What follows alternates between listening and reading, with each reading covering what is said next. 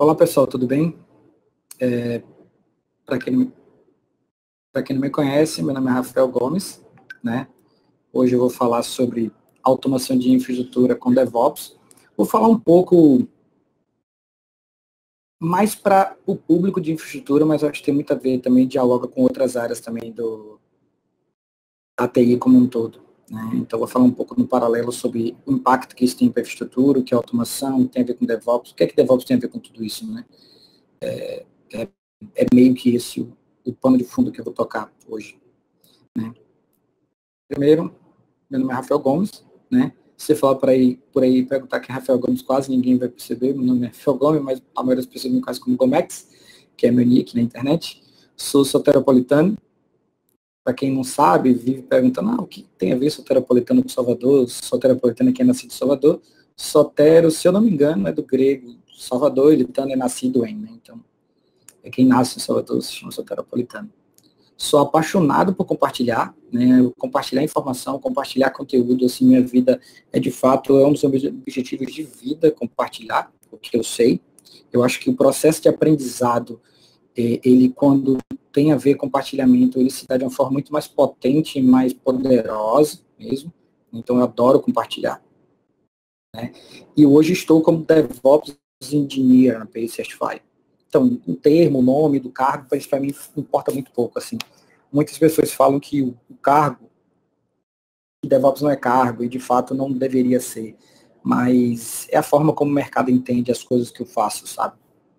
Então acaba que ficou o nome DevOps Engineer, trabalho na Pacertify, que é uma empresa de um ecossistema de pagamento, trabalho remoto, é uma empresa da Califórnia. Meu blog, né, é o gomex.me, é onde eu coloco, ou tento colocar ao menos as coisas que eu faço, e o meu Twitter, @gomex, GitHub também, e minhas áreas de interesse, né, que é basicamente cultura DevOps, porque de fato DevOps é uma cultura, eu vou falar mais um pouco disso mais à frente. Cloud, em geral, entrega contínua, que eu também vou falar hoje, automação de infraestrutura, que é o pano de fundo de tudo isso que a gente vai falar aqui agora, de uma certa forma, teste de infraestrutura, isso é um outro assunto, que é uma outra palestra que eu tenho, inclusive, quem for de BH, eu vou estar falando sobre teste de infraestrutura no MTC, em BH, é uma conferência de Minas Test Conference, né, vai ser no dia 20 de julho, tá? E, por fim, monitoramento, que é uma área minha bem pregressa, assim, eu aprendi, é de onde eu venho muito, assim, hoje eu faço isso muito menos do que eu fazia antigamente. Então, é isso. Eu escrevi esse livro, Docker para Desenvolvedores, é o que eu faço, né? Ele está do modelo paga enquanto quiser, inclusive nada, né? Ele é totalmente colaborativo, ele está no GitHub, né? Se você quiser mandar algum capítulo novo, sugestão de modificação de pequenas coisas, tá aí, né? No GitHub. E você pode baixar naquele modelo, como eu falei, pague quanto quiser, inclusive nada, porque ele é totalmente Creative Commons. A única obrigação que você tem que ter quando você repassar para alguém é manter a citação ao autor, né? Manter a autoria só, a citação à autoria inicial. Você pode remixar, fazer outra coisa, botar outra capa, desde que bota baseado no trabalho de Rafael Gomes. Só isso. O que eu faço também, eu mantenho um podcast chamado Gatilho Cósmico, né? A ideia desse podcast é unir conhecimento. Você vai ver que lá tem vários programas dentro do feed Gatilho Cósmico, e um dos programas é esse, Precisamos Falar sobre DevOps. Né? Só que tem outros programas também falando sobre saúde, misturado com hip hop, pessoas falam sobre magia, então tem de tudo no Gatilho Cósmico, mas o programa que eu mantenho, se você quiser só seguir esse, Precisamos Falar sobre DevOps, o nome do programa. Aproveita e vê os outros também, que essa é a ideia do Gatilho Cósmico, que você se depare com outros conhecimentos e vá para outros lugares, meio que saem da bolha também. Ele é colaborativo, se você tem uma ideia, manda para mim que a gente pode discutir, e o link está embaixo. Gatilho Cósmico está no Spotify também, você pode botar no Spotify, ele é Gatilho Cósmico com K, tá? E não é Gatinho Cósmico, muita gente acha que é Gatinho Cósmico, mas não é Gatinho Cósmico, tá? Isso é muito importante. Um pouco da agenda do que a gente vai falar hoje, a gente vai falar um pouco do cenário atual, e aí eu boto o passado ali meio que para fazer um trocadilho, que para alguns lugares isso é passado, e para alguns lugares isso é muito atual. Quais os problemas atuais, os problemas passados, né? O que é DevOps? Isso é um negócio muito importante, a gente tem que pontuar aqui para deixar claro e tentar balizar um pouco do que a gente está falando e para onde a gente está indo. O que muda com DevOps e como mudar. Né? Então a gente faz uma linha bem bacana aí de caminhada desse processo. Cenário atual, né? De certa forma, a gente fala muito aqui nesse webinar para instituições de ensino, né? Então, eu trabalhei na UFBA durante um tempo, sei muito bem que isso ainda é realidade em muitos lugares, inclusive da UFBA, né? É um cenário onde é um trabalho muito manual, sabe? É um trabalho muito que depende do ser humano, depende do humor dele daquele dia, sabe? Depende muito da atuação manual da pessoa, sabe? Tipo, o negócio, e aí nesse caso a UFBA, né, sei lá, demanda de um servidor, um serviço novo.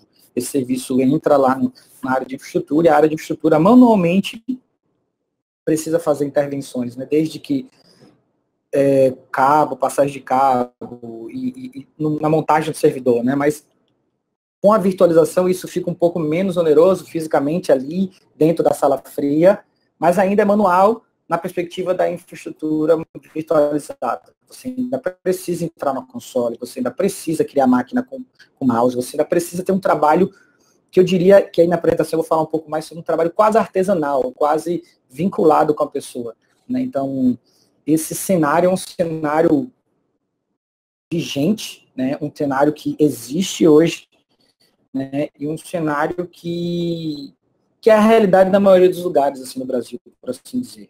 Tem muitos lugares fazendo a transição, mas é o cenário atual, né? Então, demanda de uma pessoa e tem um grande problema, né? A gente tem uma grande escassez de pessoas altamente capacitadas, o mercado está bem demandado, tem muita vaga e poucas pessoas, né? Então, hoje, para você contratar um sysadmin, né, que é esse cargo que faz esse tipo de trabalho mais 1-a-1 dentro do data center e tal, ele está cada vez, assim, está aqui em cada vez menos pessoas, sabe? Porque o nível de especialização para se tornar um sysadmin é muito alto, né? O nível de senioridade que demanda um sysadmin é muito alto, porque, né, eu costumo dizer, alguém aí já ouviu falar de sysadmin júnior?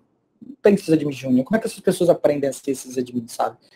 Então, você não vai dar senha do seu console VMware para uma pessoa que acabou de aprender isso, entendeu? Porque o trabalho é muito manual, uma intervenção errada manual de uma pessoa pode causar um dano muito grande. Então, você não dá a senha para essa pessoa. Tá? Então, isso é uma questão bem forte, né? Então, a necessidade de uma pessoa que tem esse trabalho, né, quase de vários braços ali dentro da data center é muito alta, tá? Um detalhe que eu não falei antes, as perguntas a gente vai deixar para o final, tá? No final, manda todas as perguntas e eu vou responder. A gente vai abrir um chat aqui no final, vocês mandem e a gente interage depois. Um dos problemas desse cenário ela demanda de tanto esforço nesse modelo cenário atual, que para a pessoa fazer gera muito esforço de pessoas altamente capacitadas. E normalmente é um esforço não nobre, é um esforço banal, sabe? É um esforço de você, sei lá, vamos dizer, você mexe com máquinas virtuais, você é certificado num determinado produto, e você tem grandes certificações, você faz cluster, você manja muito daquilo, você estudou muito. E aí o seu trabalho do dia a dia é entrar na console, criar a máquina virtual, criar as redes que precisam, chegar lá, fazer tudo isso e entregar para a pessoa. Então, você é um especialista em máquina virtual, mas seu trabalho é criar máquina virtual. Né? Você é um especialista em middleware Java, por exemplo, JBoss e por aí vai. Você tem bastante certificações, estudou muito daquilo, mas seu trabalho do dia a dia é criar JBoss. É um trabalho chato, é um trabalho que eu diria banal, assim, e demanda pouco esforço da pessoa que está ali fazendo, mas ela precisa fazer porque um erro manual daquela pessoa tem um estrago muito grande, né? Então, ela precisa ter aquele conhecimento para ter a permissão de fazer. E é meio que isso aí, né? A pessoa está ali conversando ali do tipo, poxa, vamos fazer diferente, né? Vamos fazer automação aqui, vamos, né, fazer uma coisa diferente que de fato vai levar tempo, de fato vai dar trabalho. Né, a pessoa que está lá fazendo o dia a dia fala, não, obrigado, estamos ocupados. Está muito ocupada e de fato está, né? E a pessoa às vezes está tão imersa nos problemas que ela não consegue perceber uma via de saída ali para para tirar o próprio trabalho manual, desgastante, chato do dia a dia, que é empurrar, nesse caso aí, uma carroça de roda quadrada. Então, isso é um fato relevante, né, dentro do cenário atual. Um outro fato é manutenção manual, né? Você, às vezes, sei lá, limpa o data center, alguma coisa, tira um cabo, você não sabe o que foi, sabe? Às vezes tem toda uma estrutura lá dentro física, você mexe ali manualmente uma coisa, tira um cabo que estava afogado, alguma coisinha assim. Essa intervenção e manutenção manual é uma coisa que, às vezes, amedronta as pessoas que querem fazer uma manutenção de fato. É muito comum as pessoas ficarem com medo de atualizar o sistema operacional, seja até Linux mesmo, que em tese é um pouco mais seguro, né, de você atualizar com menor risco, né? Então as pessoas têm medo até de no Linux atualizar, os servidores ficam lá super desatualizados e aí sofre todo tipo de ataque por conta disso. Então, no cenário onde a manutenção anual ela demanda uma alta carga de trabalho e um alto risco, as pessoas deixam de fazer, inclusive, as pessoas abrem mão de mexer e fazer manutenção nas coisas por conta do risco que se tem. E com outros riscos que já foram colocados, com outros pontos que já foram colocados aqui, as pessoas já não têm tempo porque estão fazendo tarefas banais o tempo todo e altamente demandadas e altamente lentas, com uma carga de trabalho muito grande, ao passo que também a manutenção é deixada ao léu por conta disso. Né? Então isso é um fato complicado. É muito raro você ver equipe de sysadmins que tem tempo para estar pesquisando e implementando outras coisas. Né? Isso é bem sintomático. Tá. E aí um detalhe bem importante que tem a ver com essa coisa quando eu falo do artesão, né? É sem padrão de entrega, né? Porque você tem uma equipe, sei lá, com 3 sysadmins e você áreas diferentes estão pedindo servidores iguais, né? Sei lá, eu quero um JBoss. Aí a pessoa ali que está sysadmin, a pessoa sysadmin 1 ali entrega o servidor de um jeito, é JBoss, a mesma versão, com as mesmas bibliotecas. Ele entrega de um jeito, o outro entrega de outro, a outra pessoa entrega de outro. Então, cada pessoa entrega de um jeito completamente diferente. Né? Então, isso é muito sintomático, assim, de como isso... E quando eu falo padrão, não é nenhuma tentativa de dominar mesmo, tem que entregar tudo igualzinho por uma questão estética. Não. É uma questão de qualidade. Né? Porque se você mede a qualidade e quer mudar a qualidade daquilo, como é que você aplica isso de forma em escala? Né? Você tem 5 pessoas, como é que as pessoas vão entregar iguais? As pessoas não entregam iguais. Como é que você vai aplicar uma qualidade? Você vai ter que treinar todo mundo, e quando essa pessoa sair, você vai ter que treinar a outra também, e você vai esperar que a pessoa naquele dia esteja com humor para fazer tudo que precisa ser feito, sabe? E por aí vai. E as pessoas têm ritmos diferentes de trabalho, uns trabalham mais rápido, trabalham mais lenta, e aí as pessoas vão deixar de fazer coisas por conta da velocidade da qual elas trabalham, por aí vai. Isso é muito comum que não há padrão de entrega. As pessoas entregam de cada jeito, de cada forma, e isso é uma realidade. Né? Então, e aí, um outro problema, que é a eterna briga, né? A briga entre quem é da área de desenvolvimento e quem é da área de operações, né? Tipo, o pessoal fora do Brasil chama operações, mas no Brasil é muito comum chamar de suporte, sysadmin e tal. Esse termo operações, pelo menos aqui no Nordeste, ele não é muito comum. Assim, se tornou comum depois do DevOps, inclusive, mais comum depois do DevOps. Mas aqui na Bahia, principalmente, era chamado de suporte, ou sysadmin mesmo. Então, tem a área de desenvolvimento e a área de infraestrutura, né? Então, essas áreas, elas não se conversavam, aquela teoria, né, a ideia do muro da confusão, né, onde o dev chega ali no muro e joga o pacote por cima, fala, bota isso aí para funcionar. Né? Aí o Ops, suporte, infraestrutura do outro lado ali, pega esse pacote que foi jogado por cima do muro e fala, beleza, eu vou tentar colocar aqui de acordo com esse manual que você me deu aqui. Só que, sei lá, tem um detalhe do manual que está diferente na máquina que está em produção do que o dev testou na máquina dele, sabe? E aí tem aquela famosa frase, na minha máquina funciona, né? Tipo, deve falar, não funcionou aí, mas na minha máquina funciona. Né? E a operação, não, mas não é bem assim, mas não funciona aqui, tem uma coisa errada, o problema é seu. Aí o dev, não, o problema é seu. E fica aquele apontar de dedos que acaba isso acaba tendo, sei lá, uma coisa que duraria alguns minutos, passam dias e às vezes até semanas para você chegar e botar as pessoas no mesmo lugar, e normalmente se resolve assim, né? Você pega lá, o dev, vai lá na sala lá do lado, só senta do lado dele e resolve isso. Então a solução sempre teve no nosso dia a dia, só que a gente nunca percebeu como isso, operacionalizar isso, né? Então isso é um problema, assim, essa falta de diálogo. E quando eu falo diálogo, não é que os times vão ser os mesmos, necessariamente não, sabe? Não é que precisa ser assim, sabe? Que você vai acabar com a especialização de desenvolvimento e acabar com a especialização em infraestrutura. Não estou falando isso. Estou falando para os times dialogarem, os times saberem quais são as dores uns dos outros, saberem como são os processos, saberem como as coisas funcionam, né? Então, isso é uma questão muito, muito, muito, muito grave e que é pouco pensada, pouco discutida nesses lugares que ainda estão nesse modelo, né, que para alguns é passado, para alguns é presente, né. Então eu conheço instituições, por exemplo, que a área de desenvolvimento é um andar inteiro e a área de operações é o outro andar, que as pessoas às vezes nem se trombam no corredor, sabe. Então isso é bem sintomático e bem complicado, isso é um problema muito comum e é o problema-chave que o DevOps tenta resolver, que eu vou falar mais um pouco na frente. Tá? Então, e aí um pouco desse problema, né, vou falar um pouco sobre como funciona o processo de entrada de demanda, né? Como é que funciona a entrada de demanda na infraestrutura, na TI como um todo, né?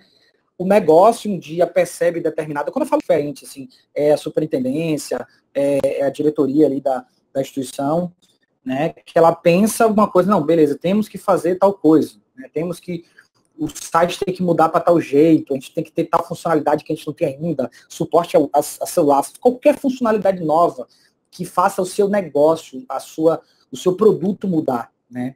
Então, o produto quer mudar, quem cuida do produto quer mudar o produto, né, e aí ele demanda para alguém. Normalmente ele demanda para quem? Para desenvolvimento. E envolve só a equipe de desenvolvimento naquilo ali. Ele levanta para o desenvolvimento e fala, beleza, eu quero mudar isso aqui, como é que funciona? Como é que muda? Né? A equipe de desenvolvimento recebe aquilo e fica louca, né? Tipo assim, beleza, vamos lá, vamos fazer funcionar, tal. E ele faz o levantamento de requisitos. O que é que precisa? O que é que você quer que esteja? Qual é a cor? Como é que funciona? O que é que você quer? Tal. Você faz tudo ali, pega o requisito e dialoga com detalhe lá com o negócio e tal. Aí depois que está dialogado e alinhado com os seus requisitos ali, mais ou menos, você vai desenvolver um MVP, alguma coisa, sabe, para mostrar para o negócio que aquilo que ele pediu faz sentido, como faz sentido e tudo mais. Você fala assim, é isso aqui que você quer? Aí o negócio não é isso aí. E aí nesse momento que ele fala isso aí, eles já meio que acordam, né, um pouco de prazo, assim, já meio que dão uma alinhada assim, de prazo, porque até o negócio percebeu, eu pedi uma coisa para ele, sei lá, em 2 dias ele me atendeu, talvez para colocar isso, sei lá, mais uma semana, né, 2. E aí o dev também não tem noção disso, não, beleza, é isso mesmo, foi rápido, então eu acho que para botar isso funcionar é mais ou menos isso mesmo. Então eles acordam prazo sem conversar com ninguém de infraestrutura. A infraestrutura não foi envolvida até o momento. Aí depois que eles têm tudo lá, já negociado com o negócio, eles vão falar para a infraestrutura, beleza, eu preciso de X servidores, não sei o que, de cluster, não sei quantas bases de dados, e a infraestrutura falou assim, beleza, vamos agora levantar requisito também da área de infraestrutura agora, né? Pô, o que é que você quer mesmo? Por que você quer isso? Se quer, pede detalhes lá do desenvolvimento. O desenvolvimento vai lá, solicita a correção lá e faz os detalhes, e a infra, nesse momento, pode dizer, eu não tenho isso que você está pedindo, eu não posso lhe dar isso que você está pedindo, eu não posso lhe dar isso no prazo que você está pedindo, sabe? Eu não posso lhe dar isso na versão que você está pedindo. E aí rola todo tipo de imbróglio, né, dos debates, que a área de infraestrutura é conhecida como a área do não, a área que sempre diz não. Né? Então isso é bem complexo e é assim que funciona, né? E a grande sacada, a mudança para o DevOps é tentar atacar esse problema. Isso é um problema, isso acontece muito, e assim, aqui tentando passar para um público de desenvolvimento, talvez quem esteja assistindo sociedade de desenvolvimento, como isso é desleal com quem está na infraestrutura, sabe? De que o envolvimento dele é sempre, não em todo lugar, mas a maioria dos lugares onde já passei é um pouco tardio, sabe? No envolvimento, na decisão da mudança daquele projeto ali. E mesmo que fosse igual, a velocidade dos times é desproporcional também. Então isso é bem complexo, isso de discutir. Né? Então, o que é DevOps? Né? Então, DevOps o pessoal comenta daquela metáfora, né, do elefante numa sala escura e as pessoas pegando lugar diferente. E essa metáfora é um pouco usada para religião, né, mas não tem nada a ver, DevOps não é religião, tá, gente? Não é nada parecido. Mas a metáfora é bacana porque para pessoas que pegam lugares diferentes do elefante ali, ele tem uma percepção diferente do que é DevOps, né? DevOps é desenvolvimento e colaboração com infraestrutura, DevOps é automação, DevOps são deploys menores, né? Para cada pessoa, ela acha que DevOps é aquilo específico para ela, sabe? Porque ele ataca isso também, ele passa por isso também, de certa forma, né? Ele permeia várias coisas, né? Então, o DevOps, na verdade, principalmente, ele é a cultura, isso aí é uma definição que é um pouco mais difundida na comunidade, né? Que, conversando tempo que eu venho conversando com as pessoas, é muito mais isso, assim, é a cultura de comunicação entre as áreas. E aí a gente fala muito da área de operações e desenvolvimento, mas quando eu boto operações, eu boto tudo que envolve operações ali no meio, segurança, banco de dados, tudo, e desenvolvimento, tudo também que está no mundo ali, desenvolvimento gravitando também, QA e tudo mais. Então, o DevOps é a ideia de quebrar esse muro ali da confusão mesmo, sabe? É a possibilidade das pessoas dialogarem e trabalharem juntos para a entrega de um produto, né? Para entrega para uma entrega especificamente, né? Então, não é mais uma entrega da área de desenvolvimento, não é mais um produto de Ops que acaba quando o Ops entrega a máquina. Não, o produto, tanto para a perspectiva de desenvolvimento, ele acaba quando está para o cliente, e de operações também, sabe? Então, é perceber que o produto é o que se entrega para o cliente final, só está pronto para ambos quando está sendo usado de forma adequada pelo usuário final. E a garantia da qualidade daquele produto para o usuário final é a obrigação dos dois times, né? Acaba essa coisa de, tem o seu trabalho e o meu trabalho. Não tem. O código por si só, sem estar hospedado e acessível para fora, em lugar algum, não é entrega, não tem que ser encarado como entrega. Entrega é o seu software que você fez na sua máquina rodando para o usuário final. E tá a mesma coisa para operações. A máquina que você entregou ali para o desenvolvimento, sem estar sendo usada por um software, por uma pessoa externa, também não tem nada, não é entrega para ninguém. A entrega é aquilo sendo usado pela pessoa lá fora, né? Fora ou dentro da empresa também, se o produto for uma coisa interna. Então, o usuário final daquele produto precisa estar usando para aquilo ter sido entregue. Então, deslocar o que é entrega, o que é que eu estou fazendo, qual é a minha obrigação, e fazer de uma coisa mais colaborativa é a grande sacada da cultura. Para você chegar e querer botar DevOps na sua organização, só implementando automação de infraestrutura. Não funciona, sabe? Você só vai automatizar uma coisa interna. E a melhor coisa que o DevOps vai trazer para a sua organização, que é fazer com que elas trabalhem juntas, você não vai usufruir, né? Inclusive, às vezes, você vai sentir que você poderia fazer mais, mas por conta dessa falta de comunicação, você vai avançar muito lento. E você vai achar que o problema é que sua empresa não está pronta para DevOps. DevOps não é uma coisa para sua empresa. Talvez sua empresa não mudou, sua empresa ou organização não mudou nas instâncias que precisariam ser mudadas. Porque, de fato, você fazer com que o time de desenvolvimento e o time de infraestrutura estejam alinhados, trabalhados e trabalhando junto em prol de um produto único é muito difícil, não é fácil. Tá? Então, mas isso que tem que ter em mente. Assim, a mudança de paradigma é muito mais importante do que a mudança de ferramenta. Tá? Mas o objetivo dessa apresentação é falar um pouco dessa questão da cultura e falar um pouco das ferramentas também e das práticas também que podem ser colocadas, tá? Para fazer essa mudança mesmo. Então, como mudar? Né? Então, beleza. Daqui para frente eu vou pegar muito mais para a equipe que eu acho, né? E o público-alvo do que a gente tem trabalhado na RNP com a ideia de treinamentos e tudo, que é para um público mais de infraestrutura, tá? Mas não impede que seja o desenvolvedor também que tem interesse por essa área também. Então, é só uma questão de ponto de vista mesmo, de onde eu parti para fazer essa coisa de como mudar, tá? Então, como mudar, né? Então, primeiro, né? Você que é da área de operações, você que é da área de segurança, você precisa de mim, você é DBA, qualquer área dessa que não é desenvolvimento, você sabe desenvolver? E aí, quando eu falo saber desenvolver, não é fazer script, não. Saber desenvolver software. Saber como é que funciona o processo de desenvolvimento de um software real, de um produto. Né? Você sabe como é que funciona, você está por dentro disso. Porque você tem que estar. Se você acha que você lá atrás fugiu da área de desenvolvimento para ir para a de mim, isso vai perseguir vocês. tá? Como persegue a mim. E eu estou nesse processo também de transição da área de infraestrutura para a área de desenvolvimento. Ah, Rafael, você é desenvolvedor? Não sei. Mas que eu quero conhecer sobre desenvolvimento, estar inteirado de como funciona e até opinar e mandar código, trabalhar junto ao desenvolvimento, isso sim, isso está acontecendo para mim e eu acho que vai acontecer de certa forma para todo mundo num algum espaço de tempo, tá? Então, aprender a desenvolver é necessário, tá? Vou dar um exemplo para vocês de algo que aconteceu no meu dia a dia, que é uma coisa que vai estar no dia a dia da maioria das pessoas que vão fazer automação de infraestrutura, SRE, DevOps Engineer, por aí vai. Então, eu tenho a empresa que eu trabalho, ele trabalha com um gerenciador de exceção de erro chamado Airbreak, né? Então, a aplicação que eu tomo conta, ela gerou uma exceção e jogou no Airbreak lá que não estava funcionando, que estava com problema. Então, o Airbreak, quando ele joga stack de erro e mostra qual é a linha de código que está com problema. Tá? Então, se você é uma pessoa de infraestrutura, né, um sysadmin convencional, que não sabe resolver nada, aquilo ali vai ser russo para você. Você vai olhar aquilo ali e não vai entender nada. Você falou, o que está acontecendo aqui? Você vai precisar que alguém de desenvolvimento venha sentar contigo para resolver. Mas se você sabe o mínimo de desenvolvimento, o mínimo de como funcionam as coisas, de algoritmo, de condições, de estrutura de dados e tudo, você vai olhar aquilo e vai fazer sentido, sabe? Então isso aconteceu comigo. Tipo, eu fui olhar, então, esse aqui, beleza, esse aqui chama essa função, que chama essa.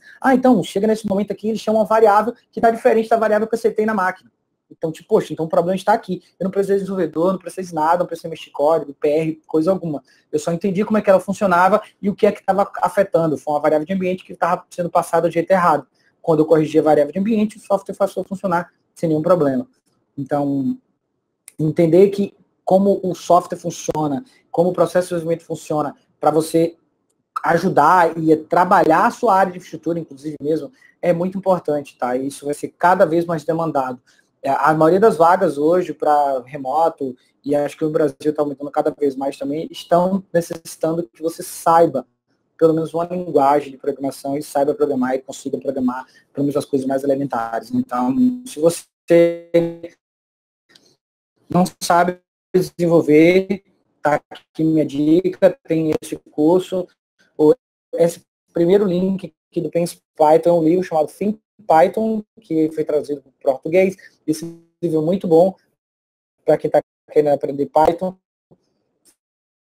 Vale muito a pena, né? Python, pessoal no Python, depois mudei para Ruby, também tem cursos tanto de Python, às vezes $5,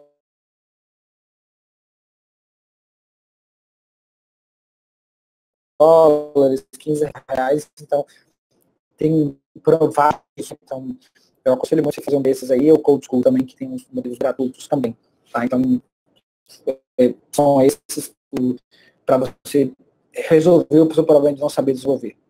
Você sabe o que é entrega contínua, tá? Então, saber e exercitar e mudar a sua cultura, e aí, de novo, aqui tem uma coisa que é cultural e na perspectiva de paradigma, muito mais de paradigma do que de ferramenta. O importante aqui é a mudança de paradigma, e entrega contínua é bem isso. A ideia de entrega contínua é a ideia de você quebrar suas entregas em micro entregas, em pequenas entregas. Você não querer entregar seu projeto todo no modelo cascata lá, que antigamente você vinha com o projeto e o projeto entrava lá e você falava, eu preciso de 3 meses para entregar isso aqui. Você entrava na sala escura, fazia 3 meses depois, 1 ano depois, você voltava para o negócio, tá aqui pronto tudo. 1 ano, 3 meses é muita coisa para o negócio ultimamente. Então, em 3 meses mudou tanta coisa que você entrou para fazer e já não serve mais, sabe? Então não funciona mais esse modelo. Então você tem que acordar meio que o que você precisa entregar a longo prazo, mas você ir fazendo pequenas entregas o tempo todo, sabe? Você ir fazendo loop, né? Você faz o design, entrega, e depois vem, valida a hipótese, vai, corrige talvez, e entrega mais funcionalidades, e aí vai. Você vai eternamente até você entregar o produto como um todo, e se por acaso, que no caso de um produto, ou empresa de produto, isso é um ciclo eterno, né, de modificação, até que você tire esse produto de funcionação e faça uso de outro. Então, esse é um processo quase eterno para a maioria das empresas de produto. Então, entrega contínua é um paradigma que precisa ser seguido muito mais do que saber a ferramenta. Então, todo mundo fala assim, como é que eu resolvo o meu conhecimento de entrega contínua? Qual ferramenta eu uso? Eu faço um curso de que? Não, calma aí. Em vez de fazer curso, né, pega esse livro aqui, ó.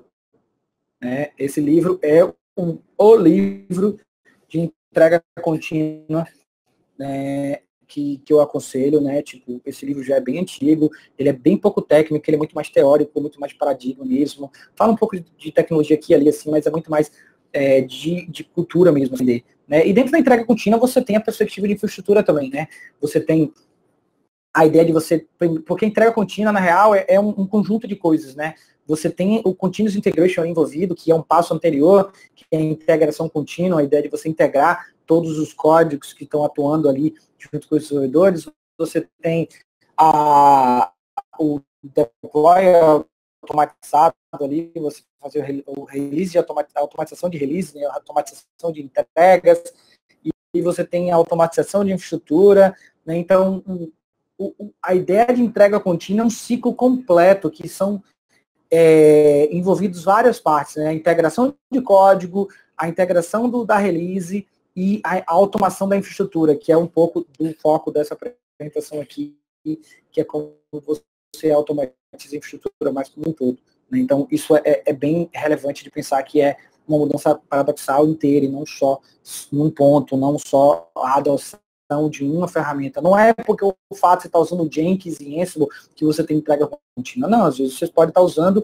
o modelo de cascata. Você passa um ano lá dentro da sala para entregar uma coisa automatizada que, né, que depois de um ano sua cabeça andar de bicicleta com cabeça de motor. Você tem que andar com cabeça de bicicleta, com bicicleta, com de carro, com cabeça de carro, né? Você tem que estar com sua visão para cada coisa que você está fazendo, né? Então, e uma outra coisa, isso aqui tem muito a ver com automação de estrutura, tipo, a galera de desenvolvimento também usa, mas é muito a ver com automação de estrutura, que é gerência de configuração.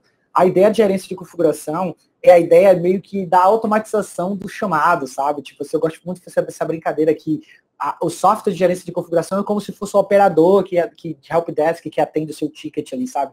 Então, como é que funciona quando você abre um ticket para um suporte? Você abre um ticket, bota lá no chamado, no idioma que a pessoa do outro lado sabe, se você sabe que ela fala português, você manda um e-mail em português. Se você, eu preciso de uma máquina assim, assim, assim. Então você sabe que você falando daquele jeito, ela vai entender, ela vai fazer, né? O gerência de configuração funciona de forma bem parecida, né? Você escreve no idioma que o software vai entender e você fala o que é que você quer. Você deixa de codar o que você quer e você diz o resultado final do que você quer.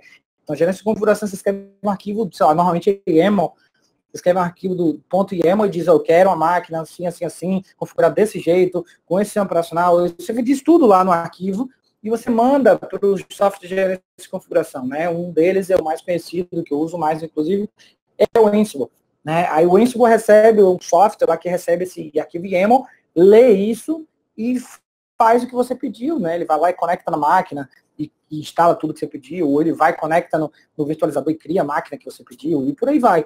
Então, gerência de configuração é a ideia de você dizer o que você quer e aquilo ser, de uma certa forma, que o software garanta que o que você pediu vai ser aplicado, né?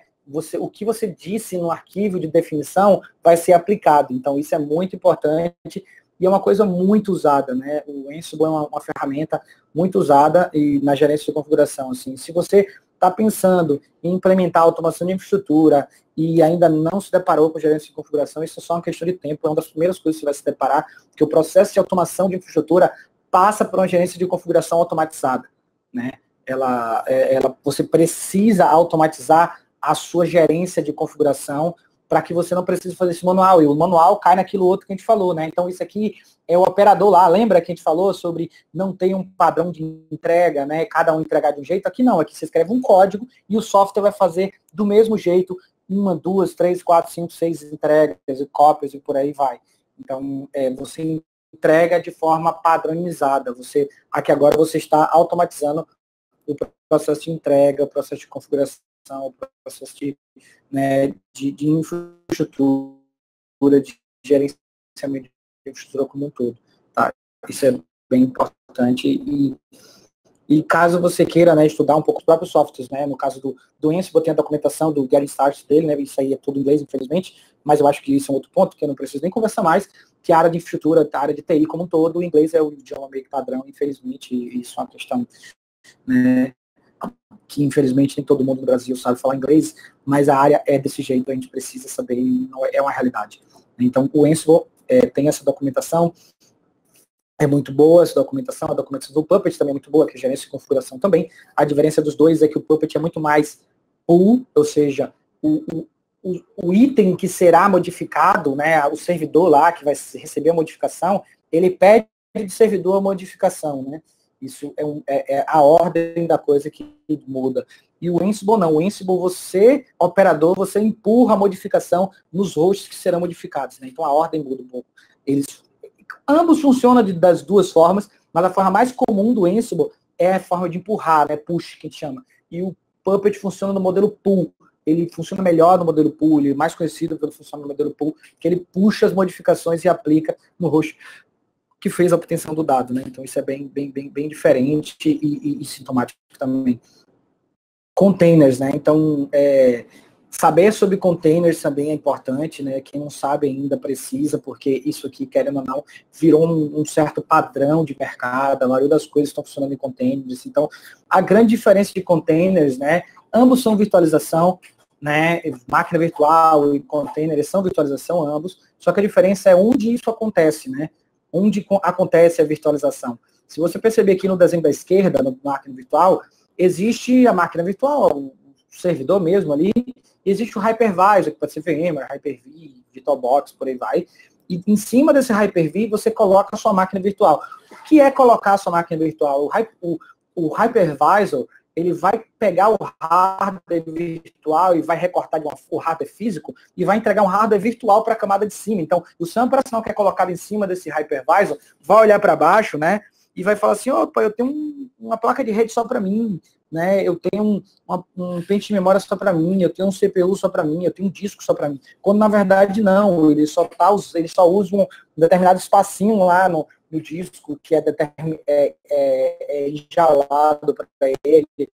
Ele usa um determinado espaço lá no CPU que é instalado para ele, memória que é instalada para ele, e rede por aí vai. Então, ele usa um determinado espaço ali dentro, mas, na verdade, ele está compartilhando fisicamente o mesmo hardware para todo mundo. Né? Isso é como funciona a máquina virtual. No container funciona da mesmíssima forma, só que numa camada acima. Né? O processo, quando sobe para o cliente, né? O processo, quando ele executa, ele olha para baixo e fala, olha, eu tenho uma lista de processos só para mim, eu tenho uma pilha de processos, eu tenho um endereçamento de memória só para mim, eu tenho um sistema operacional só para mim. Né? Então, eu tenho um espaço de disco aqui, de formatação de disco, só para mim. Então, ele olha para baixo, ele continua olhando para baixo, mas no nível mais acima, né? Mais elevado. Quando, na verdade, todos os containers Docker que estão ali naquele sistema operacional estão compartilhando os mesmos recursos do sistema operacional de todos, né? Só que eles não se veem porque eles estão isolados, da mesma forma que a máquina virtual está isolada mais abaixo. Então, inclusive, esses formas, eles podem funcionar juntas, né? Esse modelo que está aqui na direita, esse sistema operacional aqui, pode ser um daqueles Guest OS da esquerda, né? Você pode ter tudo isso que está na direita funcionando em um Guest OS. Tudo isso que tem aqui, você pode estar funcionando dentro desse Guest OS aqui, tá? Então, eles não são necessariamente concorrentes, né? Eles podem funcionar juntos, tá? E como mudar, tem a documentação da própria Docker e tem meu livro, né? Que, como eu falei logo no começo, para quem entrou depois, o livro é completamente gratuito, pague quanto quiser, inclusive nada. Né? Então, você entra lá no site e pode baixar inteiramente grátis. E aí, por que mudar, né? Porque mudar é o que a gente está falando, né? O mercado está indo para esse lugar, né? O mercado desses admins está ficando cada vez menor, cada vez menos demandado, né? A maioria das empresas e organizações estão caminhando para esse novo modelo, estão caminhando para esse novo lugar. Então, e que, infelizmente, quem não fizer essa transição vai ficar para trás. Né? É uma realidade, não se discute mais sobre a perpetuação do sysadmin, do modelo de data center convencional. Infelizmente, isso não vai acontecer mais. Então, quem não fez a transição ainda precisa fazer ou ficará sem emprego em algum momento para frente. Né? Claro que o Brasil e algumas instituições acabam mantendo ainda esse modelo por um pouco mais de tempo, mas você vai perceber que cada vez mais o mercado vai ficar um pouco mais cruel para quem ainda não fez o processo de transição, infelizmente. Né? Quando eu falo essas coisas, não é que eu acho que é certo, que eu estou constatando uma realidade e as minhas opiniões pessoais, a gente pode conversar em outro momento, eu acho completamente equivocado, essa coisa de forçar que as pessoas façam transições assim, mas paciência, né? A gente tem que constatar o que é e mudar o jogo a partir de outros lugares, de outros momentos, né? E não ficar negando a mudança e sendo afetado socialmente, economicamente, financeiramente, e entrar num processo só de reclamação. Faz a transição, a gente luta politicamente, socialmente, por outras vertentes para subverter essa questão. Tá? Então, a mudança é importante. Quem não fizer vai ter muita dificuldade, e se não fizer, pelo menos faz consciente. Eu não vou fazer, vou ter dificuldade mesmo, mas estou de boa, ainda estou aqui, está tranquilo. Então, beleza, paciência, mas você saiba que isso vai acontecer, você vai ser cada vez mais compelido a fazer. Tá? Dicas que eu dou, assim, comunidade é uma coisa que para mim funciona muito bem, atua muito forte para mim no meu processo de aprendizado. Eu quando estou participando de comunidades, eu cresço muito mais do que estudando sozinho, né?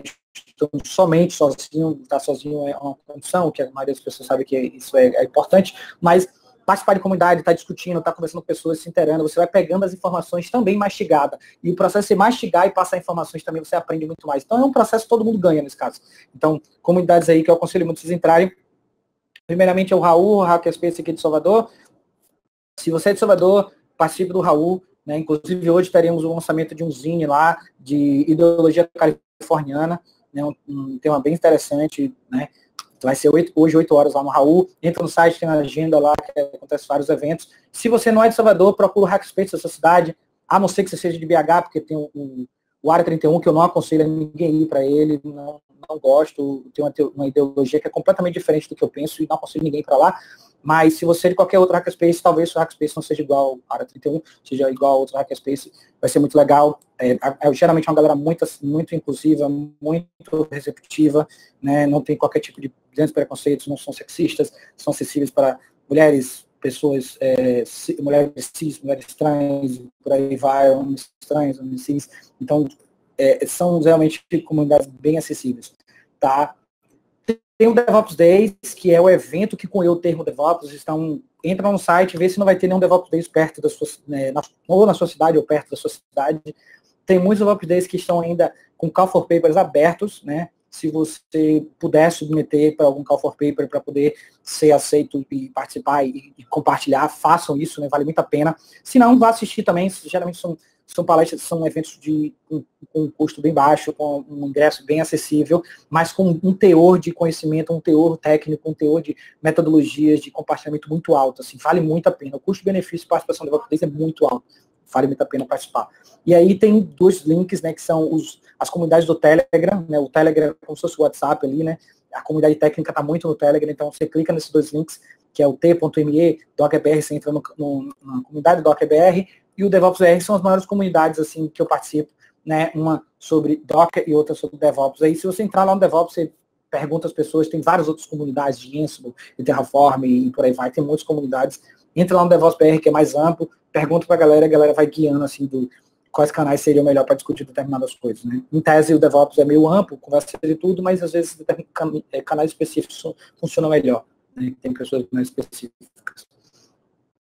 E basicamente é isso. Aqui, de novo, tá os meus contatos, né? Se quiser tirar alguma dúvida, entrar em contato comigo diretamente. E agora eu abro, né, espaço para perguntas. E aí agora, se você pode ver aqui, vai aparecer um combo aqui para perguntas. Esse é o momento. E se não tiver pergunta, também tá tudo bem. Se você ficar com vergonha. Muito obrigado. Alguém me mandou parabéns aí. Obrigado.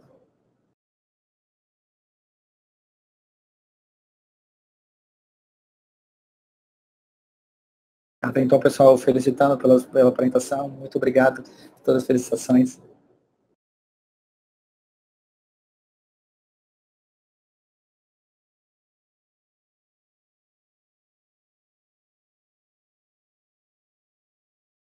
Então, uma pergunta. Além do Python, qual seria outra linguagem para começar a desenvolver e iniciar na área DevOps?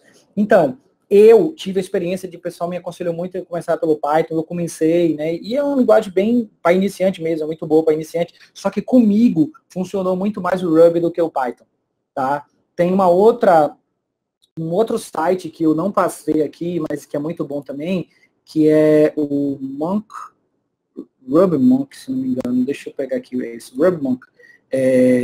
O RubyMonk é um site que tá assim, parece estar meio abandonado, de verdade, assim, mas ele funciona eu aprendi muito por esse site, assim, sabe? O HTTPS tá bugado, você vai ter que aceitar e tudo, mas funcionou muito bem para mim, sabe? Mas se você quiser usar Ruby por outros lugares, vale muito a pena também, tá? Aprender por outros lugares.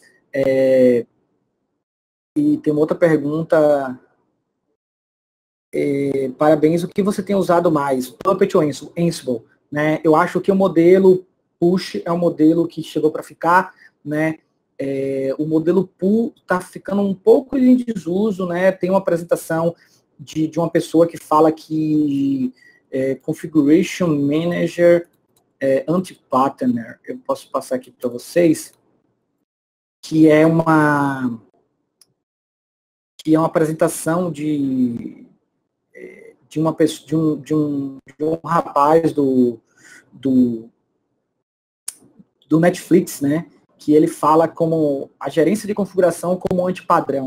Mas a crítica dele aí tá muito, é o Jonan Horowitz, né? Ele tem uma apresentação dele, na época era do Netflix, ele até fala que a segunda apresentação da vida dele é essa que eu estou passando aqui para vocês, né? Então, vejam isso, e ele faz uma crítica muito pesada para esse modelo pool, né? Essa coisa de você manter uma máquina criada e a máquina tá atualizando o tempo todo. Então, ele fala muito em favor da infraestrutura imutável, né? Que é a ideia de que, em vez de você ficar mudando uma máquina que existe, você destruir ela e recriar ela sempre, né? Então, vale muito a pena, tá? E uma pessoa até acabou de falar aqui de um site chamado Rubycones, eu vou até guardar aqui, né?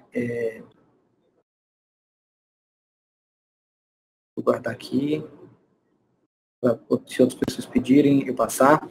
Então, na sua visão, qual é a melhor abordagem para integrar a equipe de cultura DevOps? Não tem uma resposta mágica para isso, né? É de fato um trabalho de integração, de team build mesmo, assim, de você construir um time, uma ideia de time, de você envolver as pessoas, de todo mundo entender que o produto não é aquela entreguinha ali do software dele, do código dele, da infraestrutura dele, é entregar todo mundo junto, você fazer com que as pessoas entreguem junto aquilo que ela está atuando, tá? Então, é um processo mesmo de integração de times, né? Não tem uma receita assim, mas tem o livro DevOps Handbook, que ajuda muito de como fazer, com várias dicas e tudo mais, então vale muito a pena usar esse livro como referência, né? Uma outra pergunta, eu vi na sua apresentação um slide, a esteira de entrega contínua, que tinha Zend, acho que eu fiz uma besteira aqui. Zend Server Engine. Qual a sua opinião sobre... Na verdade, só foi um desenho, tá? Que eu achei muito bacana. Eu não tenho grandes opiniões sobre o Zend Engine Framework. Desculpa. Eu achei o desenho muito bacana para exemplificar o que eu estava querendo falar. Mas eu não sou a melhor pessoa para opinar sobre isso. Desculpa, Gustavo. Deixa eu ver outro aqui. Que tipo de ambiente, tamanho e complexidade seria recomendado usar Kubernetes? Essa é uma ótima pergunta, tá? Que demandaria toda uma conversa de grande, mas assim, eu aconselho o seguinte, comece com uma outra, né? A não ser que você já tenha uma infraestrutura muito grande, né? Se você tiver uma infraestrutura muito grande, você pode partir para isso, tá? Mas assim, eu acho que era melhor um outro momento para a gente conversar sobre isso, sabe? Sobre o tamanho, assim. Se você morar perto de Floripa, né? Eu vou falar sobre isso em Florianópolis, no DevOps Days Florianópolis. Eu acho que demanda de um contexto maior para não ser desonesto com quem está usando Kubernetes, que eu acho que é uma ferramenta fantástica, né? Eu já experimentei, já usei bastante. Na empresa que eu estou agora, a gente não está usando por alguns motivos que a gente vai falar no DevOps Days Floripa e talvez Campinas, né? No DevOps Days de Campinas também talvez a gente fale sobre isso. Então, vamos deixar para outro momento que isso demanda de muito tempo, tá? Conhece algo semelhante ao Puppet para switches e equipamentos, dispositivos e redes? O Ansible está muito forte nisso, tá? O Ansible está muito forte nisso, né? E eu aconselharia usar ele, tá? Ultimamente ele está pegando muito forte essa questão de redes também. Tá? Deixa eu ver se tem mais alguma outra pergunta. Exato, a pessoa falou, Ansible tem vários módulos para rede. Já utilizou o Puppet com Git? Sim, qualquer coisa, qualquer gerência de configuração, seja Puppet ou Ansible, tanto faz, tudo tem que ser um código, controle de versão, tá? E aí, nos casos, o Git é o melhor de todos eles, tá? Alguém mandou aqui alguns links de Ruby, né? Mas uma coisa, pessoal, que vale muito, muito, muito a pena, vocês falarem, eu não falei na apresentação, eu vou até colocar aqui na minha apresentação depois, para eu não esquecer de falar isso, é que quando você estiver aprendendo uma linguagem, se apegue menos à sintaxe, à linguagem e tente aprender mais as coisas por trás, sabe? Estrutura de dados, como é que funciona, o que é algoritmo, sabe? Anti-pattern, né? Então, aprenda a base daquilo e depois vá para a linguagem, sabe? Tipo, eu não fui muito para essa base porque eu já tenho essa base mais consolidada, mas eu até revisitei, inclusive, elas também. Então, não vá só para o Ruby, não vá só para o Rails, e nem pule direto para o Rails, aprenda Ruby primeiro, né? Isso é uma coisa também muito relevante, tá? Então, mas sim, então aqui algumas sugestões de livro. Você tem alguma experiência em integração contínua em Puppet usando o GitLab? Acha isso interessante? Eu acho, né, mas como eu falei, eu estou caminhando cada vez mais para infraestrutura imutável, né? Então o Puppet até tem uma nova versão agora que você consegue fazer push também, mas o Ansible é muito mais consolidado nisso, né? Então eu aconselho muito analisar o Ansible para fazer esse tipo de coisa. Que ferramentas você acha importante já para o lado Ops DevOps? Essas que eu falei, né? Tipo Ansible, Docker, Jenkins para fazer CI/CD e por aí vai. Se não me engano, o SaltStack faz essa iniciativa de rede. Também, o SaltStack também é uma ferramenta muito usada. Aqui na Universidade Federal da Bahia, o pessoal usa o SaltStack aqui no ponto de presença da Bahia da RNP. Rafael, nessa vertente da pergunta de Kleber, como você tem visto a comunicação da integração entre times? É mais desafiador manter contextualização de um problema? Funciona melhor com ferramentas mais dinâmicas? Qual a sua experiência nesse sentido? É muito desafiador, Ibirissol. Muito desafiador, mas a recompensa é muito grande. Você tem que manter um nível de contexto muito forte, você tem que usar um idioma que todo mundo saiba do que você está falando, fazer uso de glossário, dizer as palavras que as pessoas usam, quando elas usam, o que ela quer dizer, né? Então, no começo você vai ter uma carga de retrabalho muito grande, mas o resultado é fascinante, né? As pessoas estarem na mesma página, quando o problema acontecer, todo mundo entender por que está acontecendo, o que está sendo dialogado, isso é fascinante, vale muito a pena, tá? Jenkins ou GitLab CI, qual a sua preferência? Isso é um negócio quase coletivo de futebol, né? Eu uso muito Jenkins, mas gosto muito mais do GitLab CI, eu acho que a UI dele é muito mais bonita. Né? Rafael, você tem utilizado Docker Swarm? Utiliza justamente com Ceph? Então, eu usei Docker Swarm um tempo atrás, mas acabei adotando outros. Hoje mesmo eu estou usando o Fargate da AWS, mas o Docker Swarm funciona muito bem, tá? Se você está pensando em usar, eu aconselharia muito. Eu nunca usei com Ceph, não, infelizmente. Qual a ferramenta de orquestração você acha melhor para iniciante? Swarm ou Kubernetes? Com certeza Swarm, mas aprenda Kubernetes também, porque Kubernetes está virando quase um padrão de mercado, tá? Não relegue Kubernetes porque achar que é muito complexo. Aprenda também, tá? Porque, infelizmente, o mercado usa muito isso, você precisa saber para você, infelizmente, se adequar ao mercado, que essa é a nossa lógica capitalista, a gente tem que viver para trabalhar, infelizmente. Aprenda Kubernetes também, tá? Recomenda de alguma ferramenta de monitoramento? Prometheus. É o grande hype atualmente, mas funciona muito bem, muito leve, muito nessa vibe dessa coisa nova de automação, de infraestrutura imutável, né? O pessoal tem usado muito Zabbix, eu venho de Zabbix, eu estudei isso, fui certificado isso, mas funciona muito bem também os Zabbix, mas eu acho que o Prometheus está muito mais a cara dessa coisa de infraestrutura imutável, ser levezinho, de ser desacoplado e tudo mais. Eu acho que o Prometheus funciona muito melhor, na minha opinião. Eu nunca parei para fazer uma análise muito profunda sobre isso, mas a sensação que eu tenho usando os dois é que o Prometheus é muito melhor. Eu acho que a gente já estourou o tempo, a gente está há 4 horas, eu vou responder só essa última pergunta de Weber. Muito obrigado, pessoal. Se vocês quiserem depois, entra nas comunidades lá que eu indiquei, manda as perguntas lá, vamos dialogar também, vamos fazer com que isso se estenda por outros lugares, para a gente não se esgotar aqui. Tá? A última pergunta é, para quem está começando, o que você orienta em termos de qualificação, entendimento das ferramentas? É o que eu passei, tá? Eu acho que se você ler o livro inteiro, entrega contínua, já vai ser um começo absurdo, sabe? Você já vai ter uma base muito boa do que fazer. E, claro, tem as outras literaturas que eu passei também, tá? Sobre o DevOps Handbook, né? E os livros técnicos também, os materiais técnicos também, das ferramentas que você, uma vez que você sabe o paradigma, você sabe o que fazer, quais ferramentas você vai adotar para fazer cada coisa, tá?